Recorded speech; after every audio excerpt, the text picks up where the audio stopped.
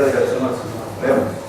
Padre, en esta mañana queremos darle gracias, Señor, por su misericordia, por el gran amor que nos ha tenido hasta el día de hoy.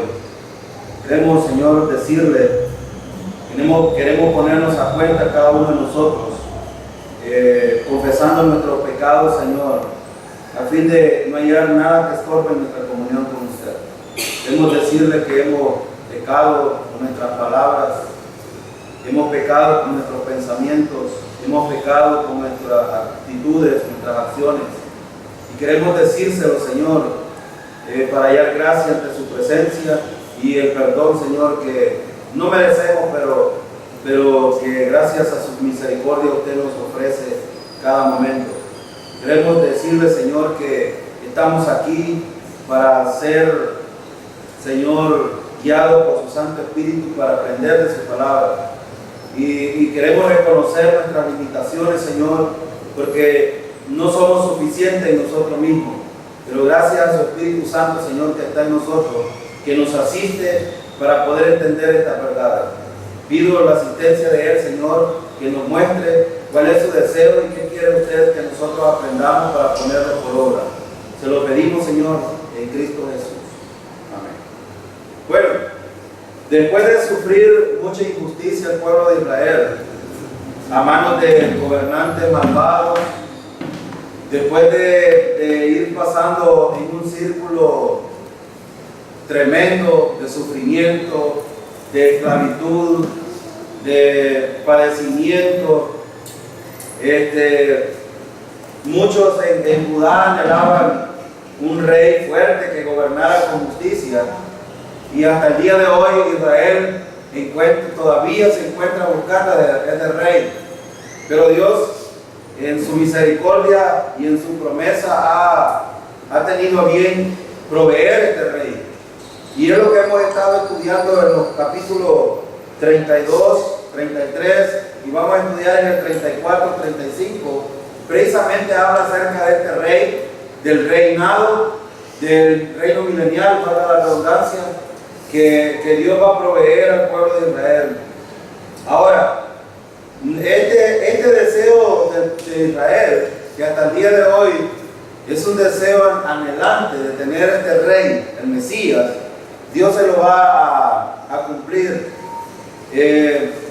Cristo va a reinar con plenitud en el reino milenial.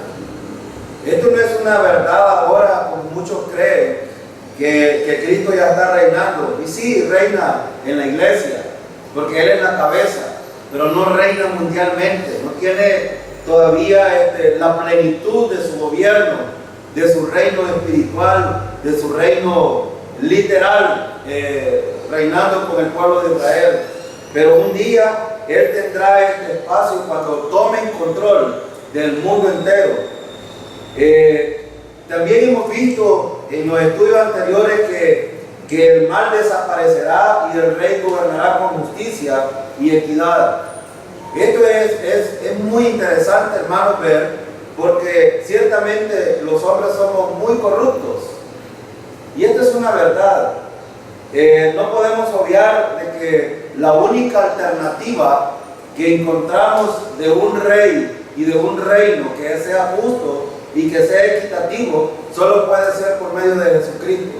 No puede ser de otra manera, porque ciertamente los hombres somos perversos en nuestra mente, y el mismo Señor ha dicho que Él dice en el Antiguo Testamento que los caminos del hombre no son los caminos de Dios. El pensamiento del hombre no es el mismo pensamiento de Dios, aunque la iglesia debe de tener ese pensamiento de Dios porque le pertenece a Dios y Dios está dentro de nosotros. Y es una diferencia entre la iglesia y entre el mundo.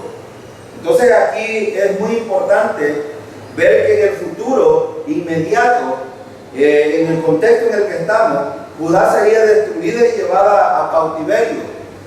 Recuerdan ustedes que hemos hablado, por ejemplo, cautivos en Babilonia, cautivos en Asiria, cautivos en muchos gobiernos y reyes fueron cautivos del pueblo de Judá. Y fíjense que hay algo importante cuando vemos a Judá cautivo.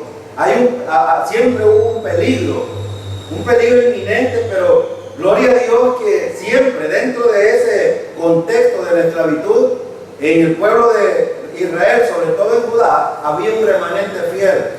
Y ese remanente, hermano, es la bendición que ahora nosotros gozamos, porque Dios es justo. Si allá Abraham le prometió que íbamos a ser bendecidos en Abraham, precisamente Dios siempre tuvo a bien preservar un remanente y del pueblo de Judá, precisamente por varias razones. Primero, porque de ese remanente iba a venir el Mesías. Y entonces la venida del Mesías para nosotros era la bendición también para los gentiles. Y esto lo hemos estudiado mucho, no me voy a detener mucho en esto, pero solo quiero que recordemos que Judá es el centro de Dios. Israel en términos generales, pero sobre todo en Judá estaba puesta la mirada del Señor de preservar este pueblo, precisamente porque de ahí iba a venir la simiente, es decir, el Cristo, el Mesías, el que iba a morir por nuestros pecados.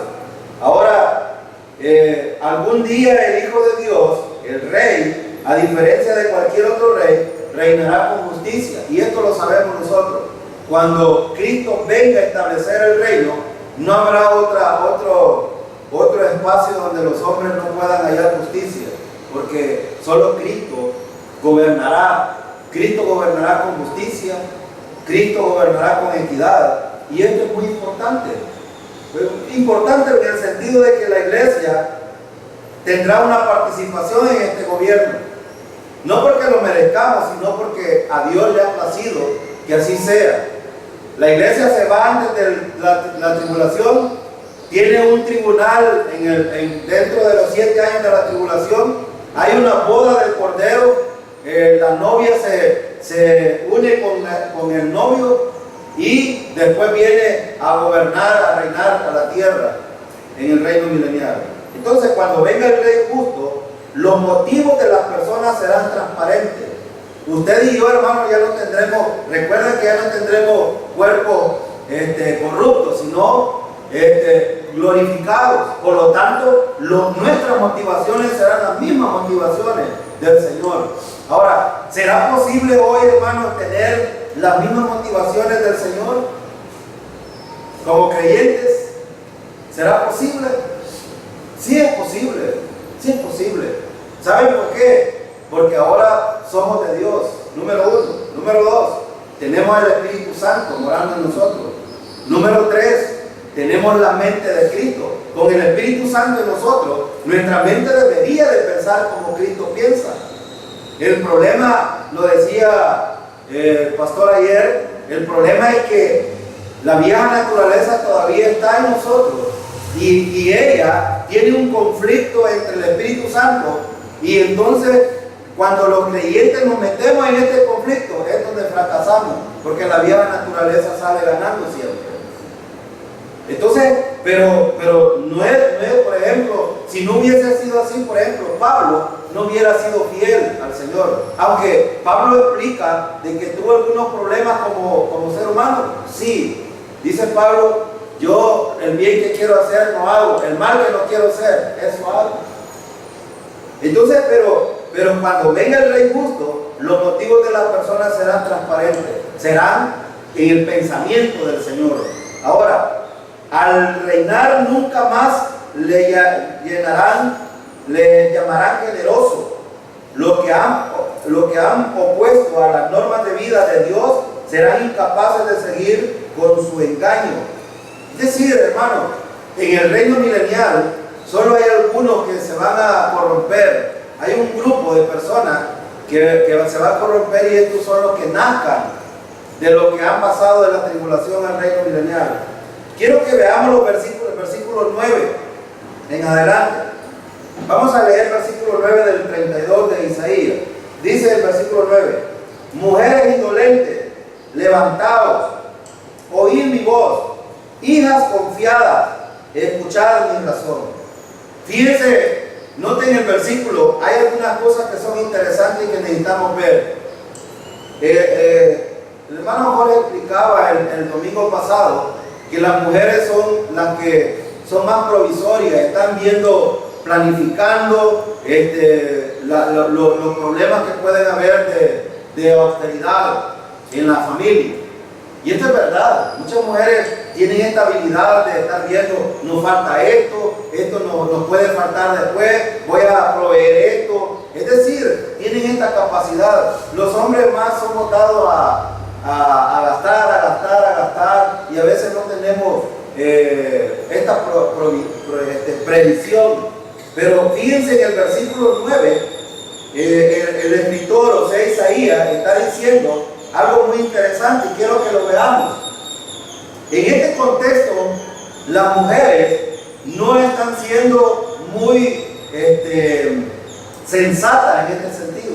Vean lo que dice el versículo: mujeres indolentes. ¿Qué quiere decir la palabra indolente? En cierta medida perezosa, sí. Perezosa. Fíjense que Israel, en la historia, las mujeres han sido las mujeres que trabajan arduamente. Bueno, tienen una función dentro de la familia. ¿Recuerdan ustedes a Timoteo? ¿Quiénes fueron los encargados de enseñar a Timoteo? La abuela y la mamá.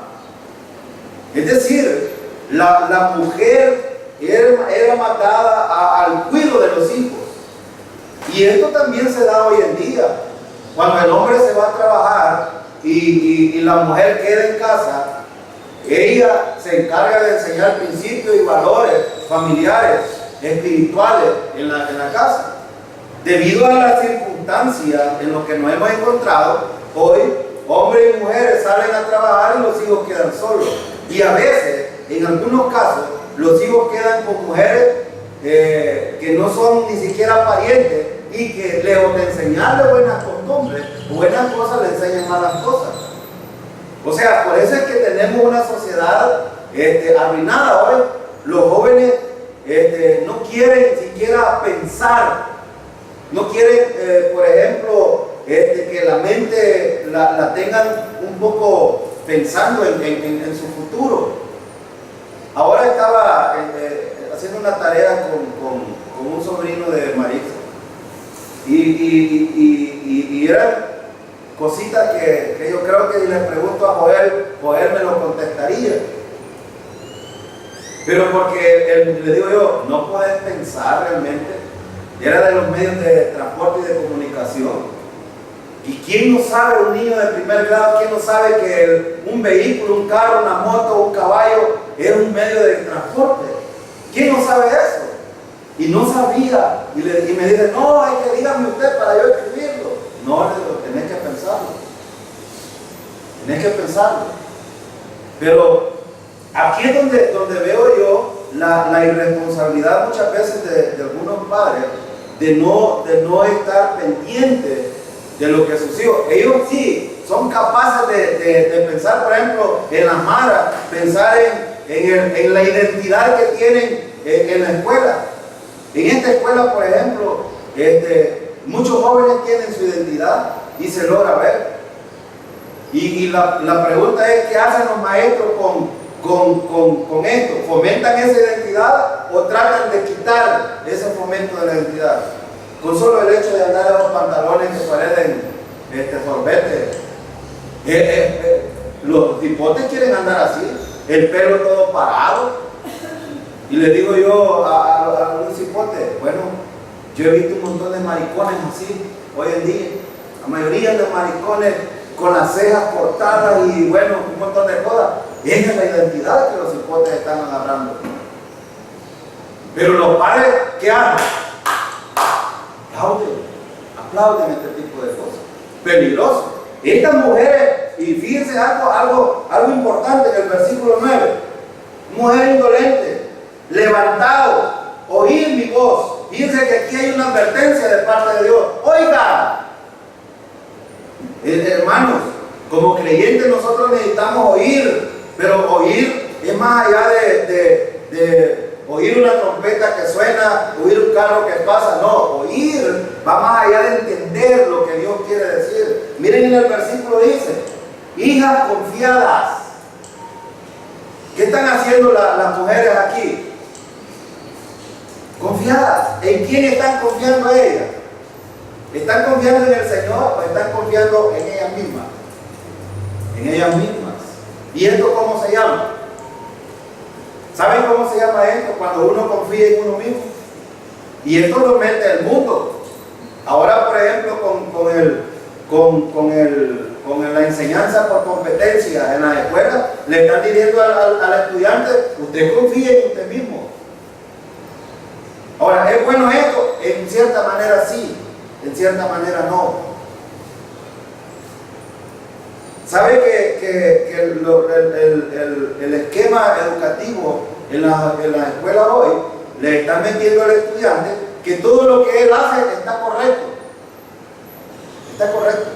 Y el maestro debe de aceptarlo. Si por ejemplo en un problema matemático se equivocó, no, está correcto, adelante, vamos. Así es, eso es lo que nos meten a nosotros, los maestros, que debemos de decir a los estudiantes. Pero la verdad es que no. El confiar en uno mismo se convierte en una idolatría. Y este es un asunto de un problema que tiene el mundo ahora. ¿Por qué los homosexuales tienen yo digo, sobre alta estima? ¿Por qué? Porque ellos creen de que es correcto lo que hacen. ¿Pero qué dice la Biblia? La Biblia dice que no. A mí me estaba contando el sobrino de Marisa que dos niños en la escuela estaban tocando sus partes genitales. Dos varoncitos. ¿Y qué es? ¿Lo ven natural ellos eso? Si lo hacen es porque lo ven natural. Ahora la pregunta ¿es correcto? Cuando el maestro lo ve, ¿es correcto? Algunos maestros toleran eso. Lo toleran.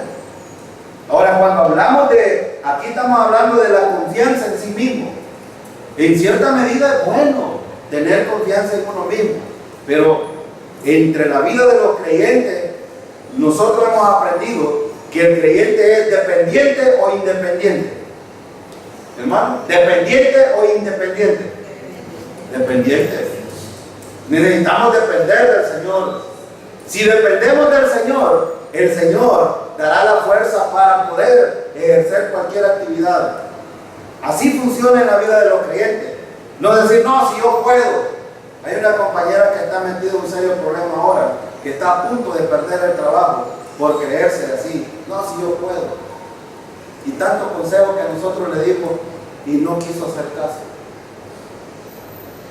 Terrible. Cuando el hombre, y ¿saben cómo se llama esto? Cuando el hombre depende de sí mismo. Autosuficiencia. ¿Y eso cómo se llama? Orgullo. ¿Y Dios tolera el orgullo, hermano? En ningún momento. En ningún momento. Entonces, vemos aquí el asunto aquí Isaías está diciendo y declarándole, no solo a las mujeres, le declara al rey, le declara al pueblo, le declara al hombre, le declara a la mujer, la actitud y la conducta, cómo debe de estar puesta. Fíjense, el pueblo le dio la espalda a Dios, hermano, aquí en este contexto, sí. Cuando el ser humano se vuelve orgulloso, autosuficiente, dice, no necesito de Dios. Yo necesito de mí mismo, necesito del líder que yo tengo. Y ahí es donde se ubica. Y esa es su identidad. Ahora, ¿cuál es nuestra identidad, hermano? Es Cristo nuestra identidad. Porque nosotros estamos colocados con Cristo. Cristo ha sido colocado en nosotros y nosotros hemos sido puestos en Cristo. Y hay unidad en nosotros. Este es el énfasis de un creyente. Y no debemos de olvidar esto. Fíjense, versículo 10. Miren lo que dice. En el versículo 9 dice, escuchad mi razón. Hermanos, ¿Dios tiene razón o no tiene razón? Siempre va a tener la razón. Pero el ser humano a veces piensa, yo siempre he dicho, los creyentes debemos de estar dispuestos a escuchar a Dios. Si no, rechazamos a Dios. Y cuando rechazamos a Dios, entonces no responderemos de la manera correcta. Mira, el versículo 10 dice, de aquí a algo más de un año tendréis espanto, oh confiadas, porque la vendimia faltará y la cosecha no vendrá. ¿En qué estaban confiando estas mujeres? ¿En qué confía la iglesia? ¿En qué confía el mundo? Hagamos un parámetro de las cosas. Por ejemplo, hermano, hoy en día, y no estoy diciendo que no sea correcto, por ejemplo, muchos salvadoreños están muy contentos hoy con este nuevo tratado que se ha hecho en Estados Unidos, ¿no? ¿Cómo que le dicen a esto? Perdón. No, la reforma migratoria. Y está correcto, está bien. Pero a veces este tipo de cosas nos pierde. Es correcto que los creyentes tengan puesta su mirada en los líderes.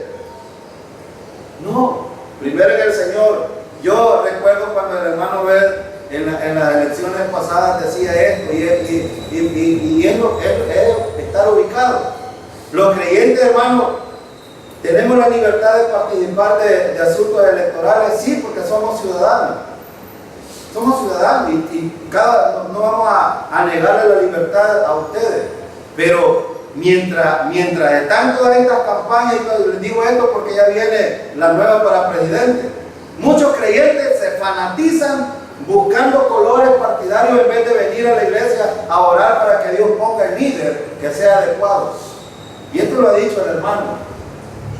Yo lo recalco, hermano, los creyentes debemos de estar bien ubicados. Yo no digo que también no tengan una inclinación partidaria, como no, de hecho tienen que hacerlo, porque entonces cuando van a votar, ¿por quién van a votar? Por alguien. Pero más importante es estarle pidiendo a Dios sabiduría de que Él se encargue de poner el líder que sea adecuado. Pero hermano, la inclinación partidaria debe ser consecuente con el cristianismo. Correcto.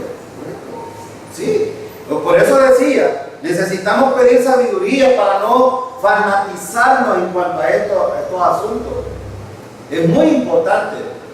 Pero los creyentes tenemos una identidad que no debe de hacernos perderla y desviarnos de esto.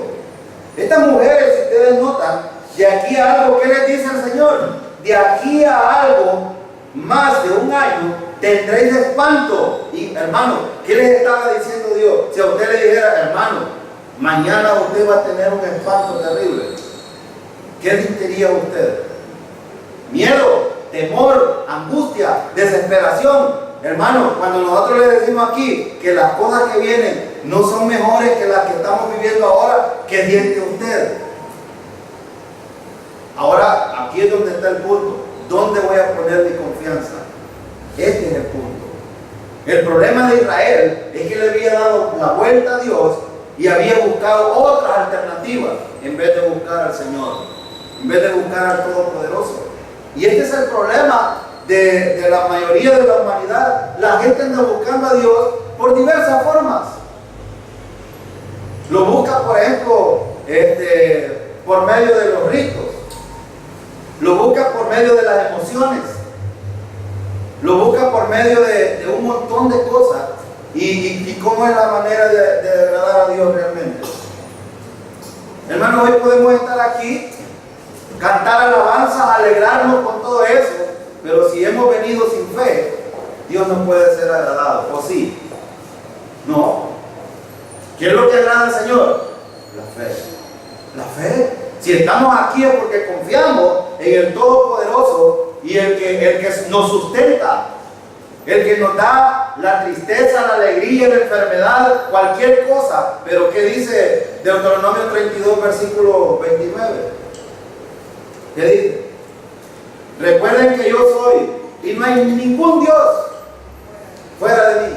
Yo doy la vida, yo la quito, yo sano, yo hiero. Es decir, el control está totalmente en el Señor. Y hermanos, si estamos aquí, necesitamos confiar en ese Todopoderoso.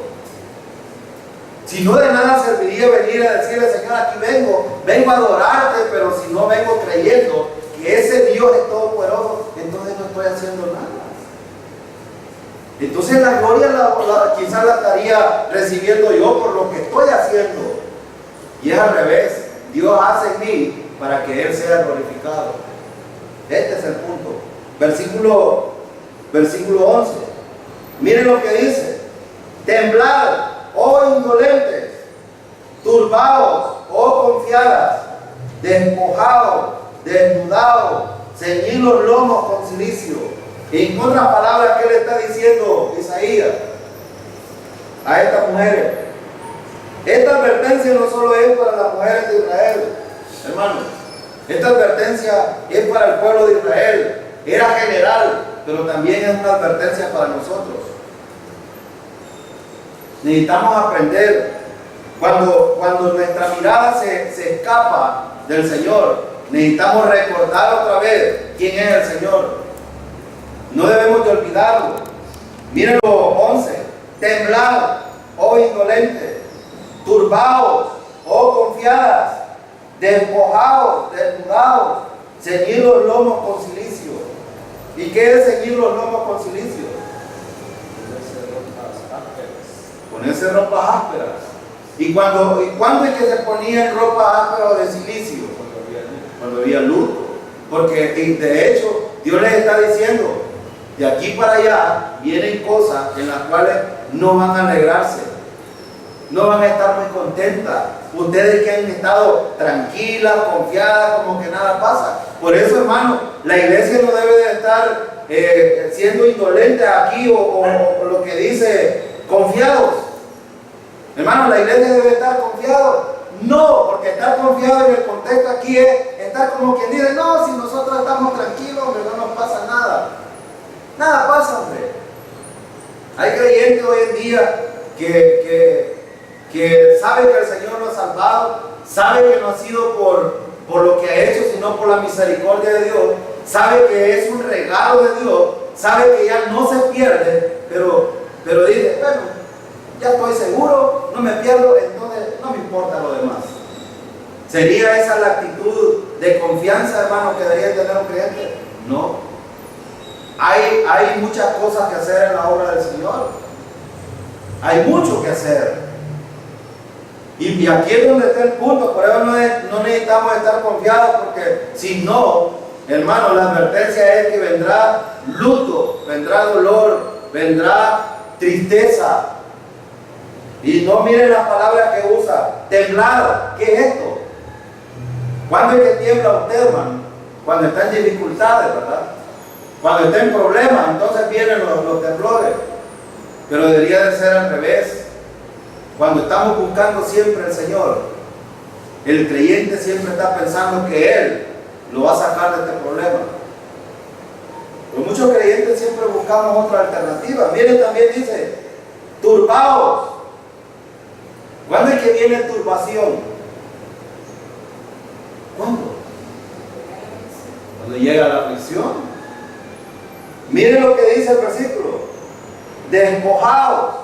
La actitud, fíjense, la actitud de un creyente que está pensando en el Señor es quitarse todas aquellas cosas que no le sirven para su vida cristiana.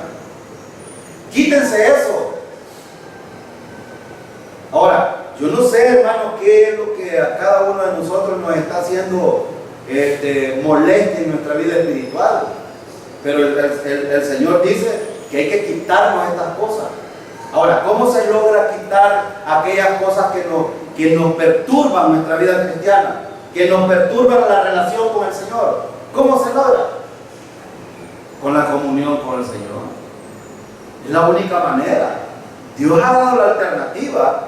Ahora, la pregunta es, ¿nos gusta la comunión con el Señor, hermano? ¿O nos gustan los placeres, el disfrute, el deleite y todo esto? Debería de ser al revés. El deleite, el tener comunión con el Señor, déjeme decirle que no es una cuestión digamos, que va a ser todo bonito.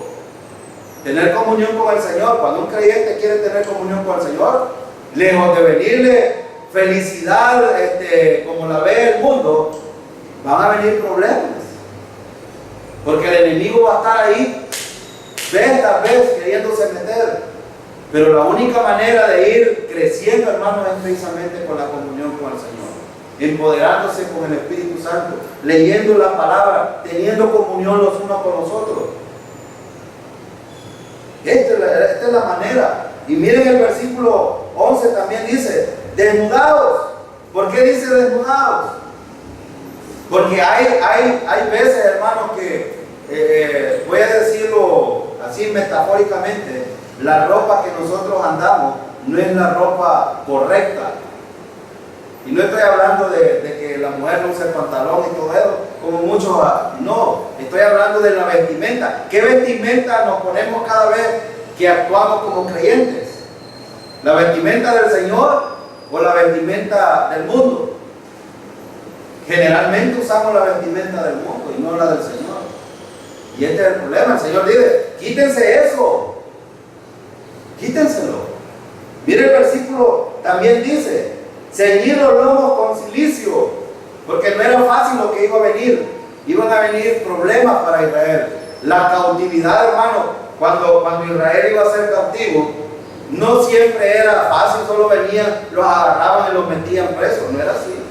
Había muchos muertos, porque había una batalla siempre.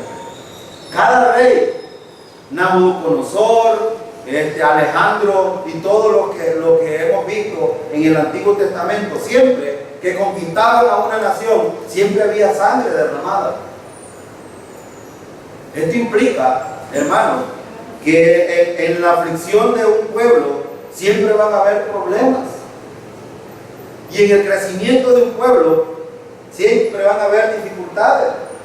Pero ¿saben cuál fue la dificultad más grande de Judá y de Israel? Darle la espalda al Señor. Ahora, esto es lo mismo cuando los creyentes le damos la espalda al Señor. Yo no sé, por mi experiencia, cuando le he dado la espalda al Señor, me ha dado buenos trancazos.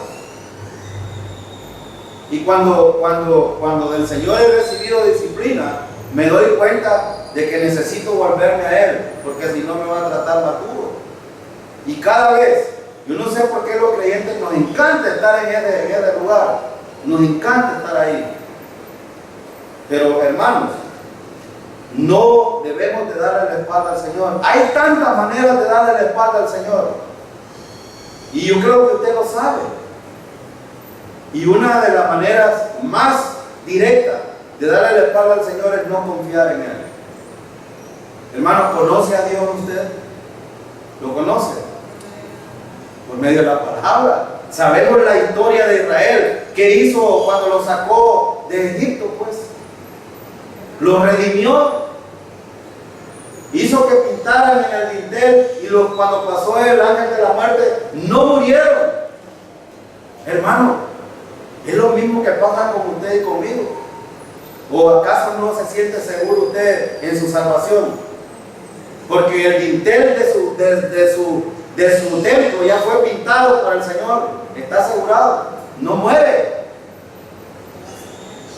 Sí, hermano, Dios ha hecho tantas maravillas en la iglesia. Gente siendo sanada, gente siendo guardada, gente siendo vindicada de sus problemas. Entonces, ¿por qué no confiar en el Señor en los problemas y no darle la espalda? Ahora, pero aquí hay una advertencia importante. Fíjense, hermano, necesitamos sentirnos cómodos o necesitamos empezar a pensar en el Señor. No hay que estar cómodos. Algunos piensan, bueno, a mí no me interesa, yo de todas maneras, yo he oído muchos testimonios de creyentes que dicen, bueno, con tal que pase raspadito, con tal que sea salvo, lo demás no me interesa. ¿Qué creen ustedes que está diciendo con esto este creyente? ¿Saben qué está diciendo? El precio que Cristo pagó no me interesa. Pero aún lo pagó por Él, sí lo pagó. Pero hermano, eso es mantenerle valor a lo que Dios ha hecho por nosotros. Y eso es darle la espalda al Señor. Es muy importante en la vida cristiana recordar que no hay que estar cómodo, no hay que ser negligente. Por ejemplo, muchos se acomodan con el disfrute de la ropa, los celulares, la tecnología y muchas cosas. Y no estoy diciendo que no sean malos estas cosas, no, son buenas si se usan correctamente. Pero el deleite del creyente, ¿en quién debe de estar? En el Señor. En el Señor. Por ejemplo, la iglesia cuando viene a adorar al Señor aquí debe de estar contenta, recordando el sacrificio de Cristo de una vez y para siempre por nuestros pecados, pero recordando también que en cualquier momento el Señor viene. ¿Sí o no? Eso es lo que debe de motivarnos a darle alabanza al Señor, darle la gloria al Señor. Versículo 12, miren lo que dice: golpeándose el pecho lamentarán por los campos deleitosos, por la vid fértil. ¿Qué se veía venir aquí, hermanos? ¿Bonanza o falta de alimento? Iba a haber una terrible sequía de alimentos. Hermano, ahora, ¿qué podemos aprender de este versículo? Cuando el creyente se siente cómodo, se siente confiado, probablemente van a venir dificultades para hacerle ver quién es el Señor. Dios siempre quiere apuntar. De hecho, hermano, en toda la historia de la humanidad, ¿quién creen ustedes que ha querido recibir la gloria y la honra? El Señor.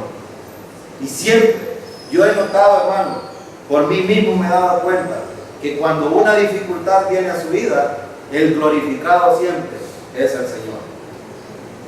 Ojalá que los creyentes podamos ver esto, pero es muy importante no estar cómodos, porque cuando estamos cómodos, vienen pruebas también, vienen disciplinas, vienen acciones de parte del Señor en la vida. Sí somos verdaderos creyentes, pero si no lo somos, ahí va a estar, no va a pasar nada.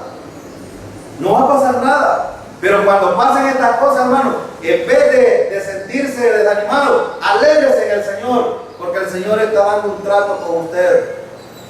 El Señor quiere hacerlo madurar. El Señor quiere tener un acercamiento con usted. El Señor quiere tener comunión con usted. Ahora fíjese bien, versículo 13. Sobre la tierra de mi pueblo subirán espinos y cardos, y aún sobre todas las casas en que hay alegría, en las ciudades de alegría. Aquí hay varias cosas muy interesantes en el versículo 13. Fíjense, la riqueza y el lujo dan una falsa seguridad. Esto es verdad. La riqueza y el lujo dan una falsa seguridad. Pero esto nos puede adormecer a muchos creyentes. Hay creyentes, por ejemplo, que con un carro, con un buen celular, hoy que están saliendo estos celulares tan novedosos y todo esto, ya les cambia el semblante. Pero esto no es el todo es el Señor. Miren lo que dice el 13: sobre la tierra de mi pueblo subirán espinos y cardos. ¿Y qué son los espinos y cardos aquí? Problemas. Van a venir dificultades. Siempre cuando vemos los espinos y los cardos en la Biblia, tienen una razón de ser en los problemas y las dificultades que trae, o las consecuencias que trae la desobediencia a Dios. Ojalá que los creyentes no nos vengan estos espinos y cardos, porque fíjese que y precisamente el abandonar el propósito de Dios para nuestra vida, también abandonamos su ayuda. Yo por eso aquí el contexto que tenemos es el abandono de Israel hacia Dios. Abandonar a Dios implica también abandonar las bendiciones de parte de Dios. Las espirituales están aseguradas, hermano, porque Él las dio en el momento de la salvación. Pero hay muchas cosas que también se pierden cuando los creyentes no somos muy sensatos en nuestra vida cotidiana. Abandonar el propósito de Dios. ¿Cuál era el propósito de Dios con Israel? Pensemos por un momento. ¿Cuál era el propósito de Dios con Israel?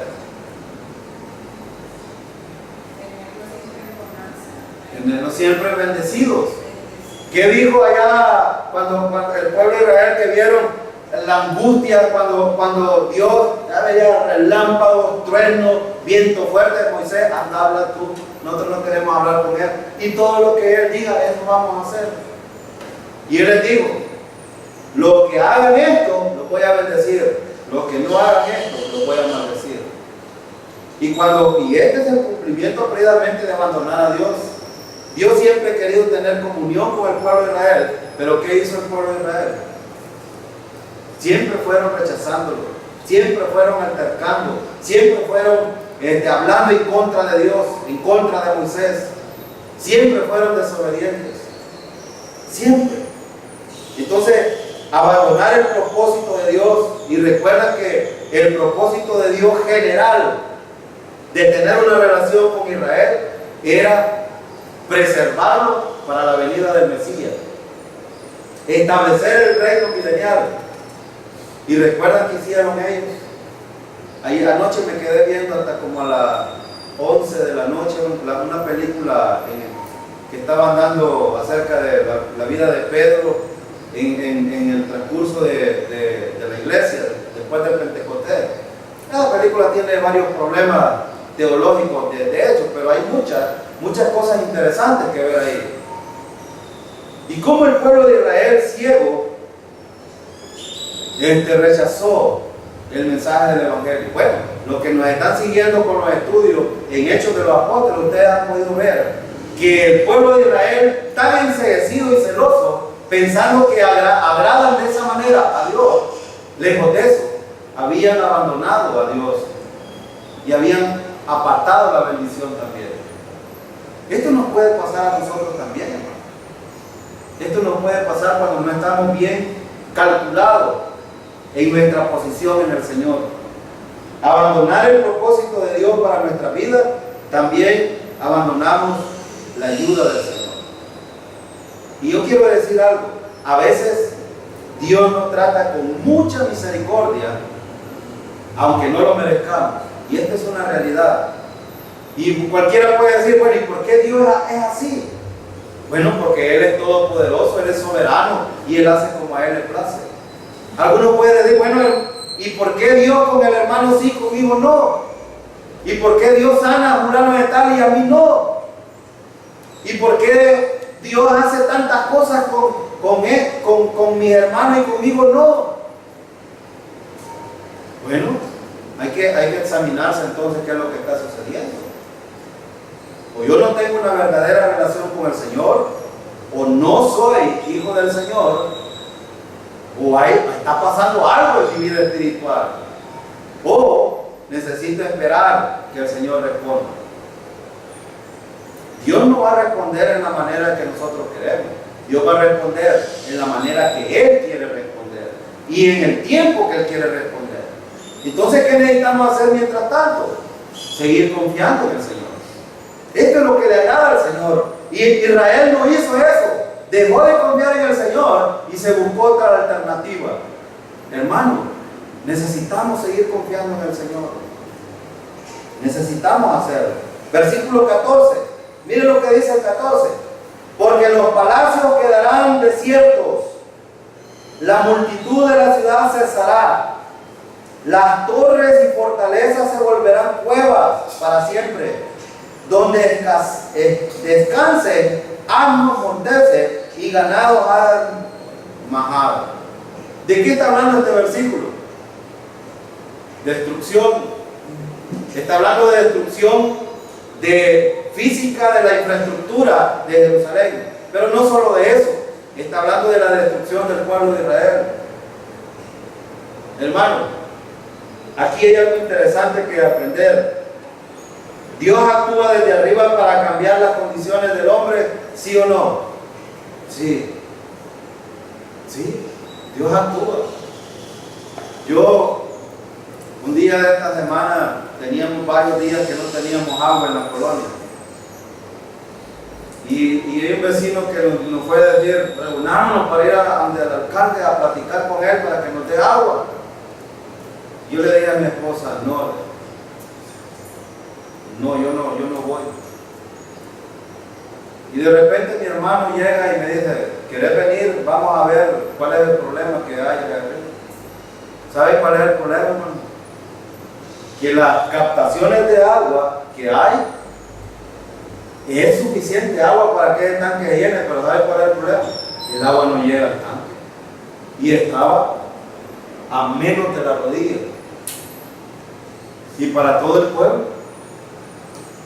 ¿Y cuánta gente se va a decir al hombre que no serví, que no sé qué? Al pobre hombre que anda dándole vuelta ahí, le pasan diciendo un montón de cosas. Y yo le dije a mi hermano, mira, le dije yo, tenemos un serio problema entonces. Y tiene un serio problema el señor alcalde porque la gente va a empezar a altercar contra él. Entonces necesita buscar una solución a esto. Y creo que lo encontraron porque hoy ya no nos falta el agua allá arriba. Pero mientras tanto dije yo, bueno, no necesitamos estar buscando altercar contra nadie. Mejor hay que buscar la dirección al Señor. Hay que buscar al Señor. Y hermano, y esto precisamente es lo que sucede. Dios actúa desde arriba para cambiar las condiciones del hombre aquí en la tierra. Y siempre Dios lo ha hecho. ¿O no ha cambiado la situación de Israel? Vez tras vez, aunque Israel se rebeló contra Dios, Dios siempre fue actuando, siempre fue actuando, siempre fue actuando, a tal punto que nosotros vemos como un remanente en el final, para pasar al reino milenial, en el contexto que estamos, Dios siempre va a actuar preservando ese remanente. Los que son soberbios, los que no quieren reconocer que el Mesías es el Cristo, es el Salvador, esos están perdidos. Esos están perdidos. Pero Dios siempre va a actuar, hermano. Dios siempre va a hacer algo. Y Dios siempre ha dicho, necesitamos recordar que Dios no nos ha dejado solos a nosotros. Dios siempre va a actuar. Ahora fíjense bien, aquí está hablando el versículo 13, que va a haber una destrucción. Y miren lo que el versículo 14 está aclarando. Porque los palacios quedarán desiertos, la multitud de la ciudad cesará. ¿Qué estamos diciendo aquí? Cuando dice cesará, no dice que los iba a acabar a todos, pero que un grupo que era fiel se iba a quedar todavía. ¿Ven lo que hace el Señor? Los que no sirven para nada, Dios los quita. Los que son de estorbo, los que no tratan de tener esa relación y servir al Señor, Dios los va a arrancar. Pero los que realmente, hermanos, están teniendo constantemente la mente puesta en el Señor, Dios los va a preservar. A Israel, y así ha sido siempre. Con Israel siempre ha sido así. Versículo 15, mira lo que dice: hasta que sobre nosotros sea derramado el espíritu de lo alto, y el desierto se convierta en campo fértil, y el campo fértil sea estimado por bosque. Note lo que dice el versículo 15, es muy interesante. Y voy a explicarlo rápido, lo demás lo vamos a ver rapidito. Pero fíjense bien, ¿qué estaba pasando con Israel? ¿Tenía el espíritu, hermano, o no lo tenía? En este contexto, ¿había sido abandonado por el Señor? Sí, había sido abandonado. Ahora, fíjese, hermano, qué interesante es esto. Dios a nosotros no nos abandona. Hay una promesa. Y yo estoy con vosotros todos los días hasta el fin. Pero Israel sí, porque el trato con Israel es diferente como trata con la iglesia. El trato con Israel siempre fue de una manera diferente. Cuando Israel estaba, cuando el rey o los principales estaban conectados con el Señor, el Espíritu de Dios venía y trataba con el pueblo de Israel para que Israel estuviera bien. Pero ¿qué pasaba cuando lo desechaban? Dios quitaba su espíritu. Ahora, ¿qué aprendemos de esto? Hermano, ¿en dónde está la fortaleza del creyente? ¿En dónde está el poder del creyente? En Dios, en el Espíritu Santo.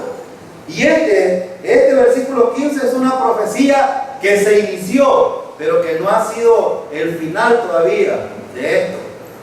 ¿Cuándo es que el Espíritu Santo, cuándo es que este versículo 15 tuvo en parte su cumplimiento? Mire, léalo, dice el versículo: hasta que sobre nosotros sea derramado el Espíritu de lo alto. ¿Cuándo fue derramado el Espíritu de lo alto? La palabra derramado significa permanencia. Porque antes era dado, pero se quitaba. Daba, se quitaba. Aquí no. Derramado significa permanencia. ¿Y cuándo es que empezó permanentemente el Espíritu Santo aquí? En Pentecostés. En Pentecostés inició el derramamiento del Espíritu. ¿Fue el final de todo esto? No, porque aquí estamos hablando de Israel. Para Israel, Él tiene un cumplimiento futuro. ¿Cuándo va a ser esto? Va a iniciar en la tribulación y finaliza en el reino milenial. Este es el cumplimiento de la profecía de Joel también. Pero tuvo un principio, es decir, como en la segunda venida de Cristo, tiene dos partes: el rapto de la iglesia y la segunda venida. Así es la venida del Espíritu Santo. El Pentecostés fue el inicio del derramamiento del Espíritu y sigue siendo una verdad en el tiempo, porque cada creyente que confía en el Señor como su Salvador es derramado el Espíritu Santo en él y es permanente. Y esto va a ser para Israel en el tiempo de la tribulación y también en el reino milenial. ¿Por qué en el tiempo de la tribulación va a ser el cumplimiento más general de estas profecías? ¿Por qué? Recuerdan de que hay 144,000 redimidos de entre los judíos en el tiempo de la tribulación, en la segunda mitad de la tribulación, ¿sí? ¿Y qué necesitan ellos? Recuerdan de que el Espíritu Santo ha sido quitado. Con el rapto de la iglesia, el Espíritu Santo ya no está en la tierra. Por eso es que surge el anticristo, el falso profeta. Y para que haya conversión de otras personas, necesita el Espíritu Santo Dios en la tierra. ¿Y cuándo es que lo hace? Por eso envía a los dos testigos. ¿Cómo se convierten, por ejemplo, los 144,000? Por la predicación de los dos testigos. Y son de las 12 tribus de Israel que están en Jerusalén o esparcidos sobre toda la tierra. De ellos son convertidos y ellos reciben el derramamiento del Espíritu Santo. Ahora hay otra cosa importante. Miren lo que dice el 15. Dice el 15: y el desierto se convertirá en campo fértil. ¿De qué está hablando aquí? ¿Está hablando de fertilidad natural o está hablando de fertilidad espiritual? Espiritual. Muchos van a ser convertidos al Señor por medio de la predicación de los 144,000. Gentiles y judíos van a ser convertidos por la predicación de ellos. Y miren lo que dice el versículo también: y el campo fértil sea estimado por bosque.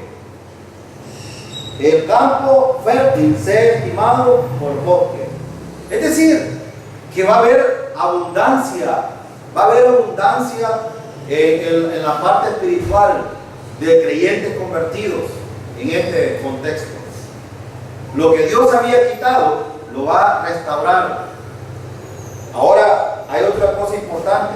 Miren el versículo 16: y habitará el juicio en el desierto, y en el campo fértil morará la justicia. Hermano, el regreso de la justicia es muy interesante aquí para el pueblo de Israel. ¿Cómo lo hará Dios? ¿Cómo lo hará el Señor? Por medio de Jesucristo. Miren el versículo 17: y el efecto de la justicia será paz, y la labor de la justicia, reposo y seguridad para siempre. ¿Cuándo será esto? En el reino milenial. Y miren el versículo 18: y mi pueblo habitará en morada de paz, en habitaciones seguras y en recreos de reposo. Y cuando caiga granizo, caerá en los montes, y la ciudad será del todo abatida. Dichosos vosotros los que sembráis junto a todas las aguas y dejáis libre al buey y al asno. Entonces, hay un cambio de parte del Señor en el tratado de justicia, de paz, de equidad. El trato con Israel en el reino milenial va a ser muy diferente. Y muy diferente también para nosotros. Gloria a Dios, hermanos, que Dios no nos trata como trata al pueblo de Israel. Hoy el pueblo de Israel está rebelde, aunque hay muchos que están siendo convertidos al Señor de ellos. Pero mientras tanto, necesitamos orar por el pueblo de Israel. Necesitamos pedir por el pueblo de Israel. Recuerden la promesa del Señor: bendeciré a los que te bendijeren y maldeciré a los que te maldijeren. Y entonces necesitamos como creyentes estar orando, bendiciendo al pueblo de Israel, para recibir también nosotros bendiciones de parte del Señor. Amén, hermano.